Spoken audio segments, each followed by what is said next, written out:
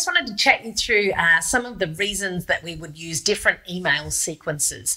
So there's kind of 4 key email sequences that we use in our business when we're working for our clients.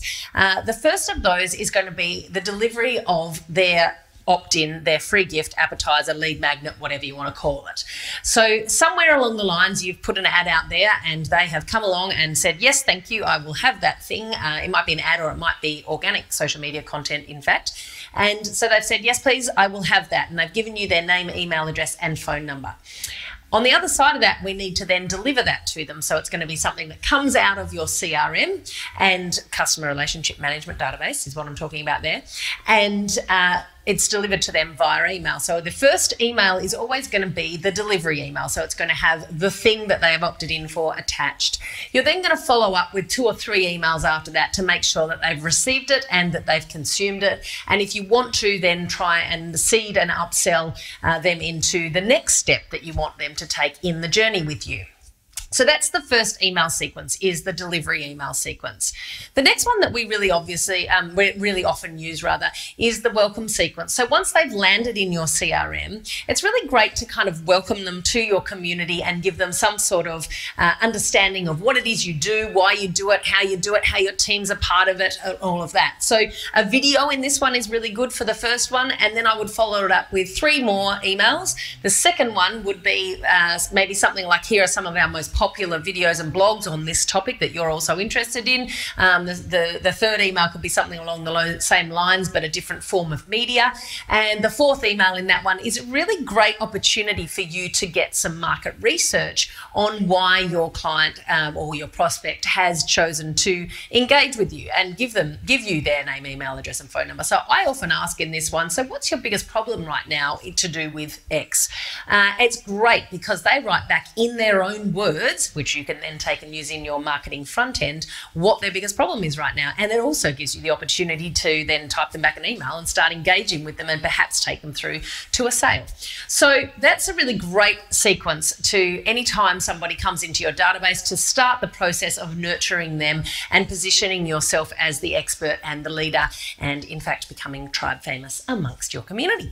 So after that, once we've done the delivery sequence and the welcome sequence, we then try and put people into some sort of long-term nurture sequence that's a baseline sequence. Now, there's lots of ways that you can segment your database, tagging and things like that. But for people starting out, or for people just kind of building a CRM now, the really most basic way is to think about a 12-month campaign, something that's evergreen, something that's never going to date. It's really important that every email in that sequence is never going to date, and it solves problems and pain points for your ideal client. So in another one of my videos, I talk about the give, ask system, and that is basically what we're going to be doing in this too. So 3 gives, 1 ask. So great content, and hey, do you want to opt in for this thing or take that next step with me or do something or other else? So offering them an opportunity to convert with you. Some ways that we can think about what we might put into those give, ask emails is, for example, things that exemplify your culture or your point of difference, or some news that doesn't date. Perhaps if you're a retail business, or if you've often got promotional sorts of things that don't change, promotional packages that don't change, you could put something in there like that, freebies, bulk package offers, bulk buys, that sort of thing, and then that are good deals for the clients, obviously. Another thing that you might want to put in there is some of your great video or blog content as well. So there's lots of different ways that you can build a very baseline social email nurturing sequence for your clients based on those 4 compartments, or even more, 4 to 6, and in that give, ask framework. So that's another really great email sequence to have in there. If you're doing promotions, seasonal promotions and things like that, that's going to be layered in on top of that. So just think of this as evergreen. It has to be timeless information.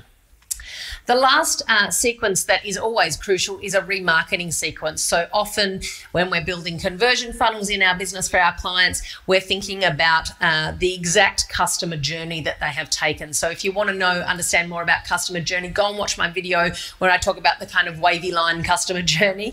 And it really maps out the problems that the person's having right now, the void that that's creating for them, and how you can fill that void, and then how the next void is created and how you can fill that void. So that's the little customer journey that they're going on. Now, the remarketing is going to be wherever they drop out of that customer journey. So if they haven't taken the action that you want them to. So it's up to you how many emails you put in a remarketing sequence. It's up to you how you frame that up.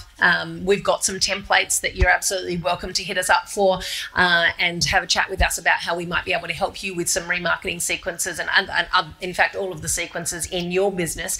But they're the key 4 sequences that we use. So the delivery sequence of your free appetizer, the welcome sequence, welcoming them into your database and into your community, and the 12 months worth of evergreen emails. And then on top of that, the remarketing sequences for whatever actions you ask them to take.